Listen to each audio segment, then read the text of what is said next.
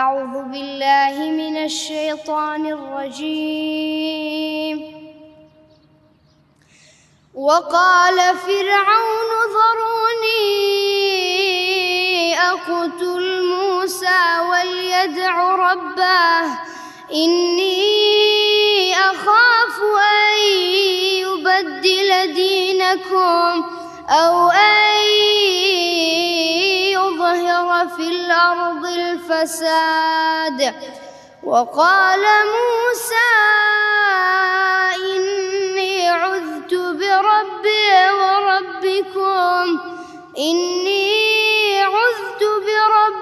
وربكم من كل متكبر لا يؤمن بيوم الحساب. وقال رجل مؤمن من آل فرعون يكتم إيمانه أتقتلون رجلا أن يقول ربي الله وقد جاءكم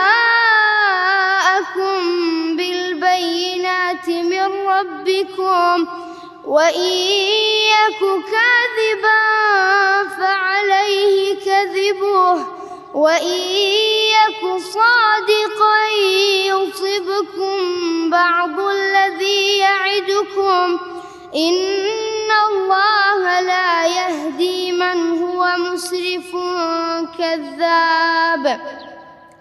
يا قوم لكم الملك اليوم ظاهرين في الأرض فمن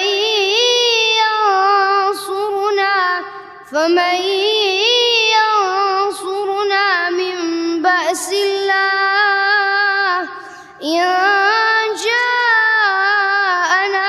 قال فرعون ما أريكم إلا ما أرى وما أهديكم إلا سبيل الرشاد.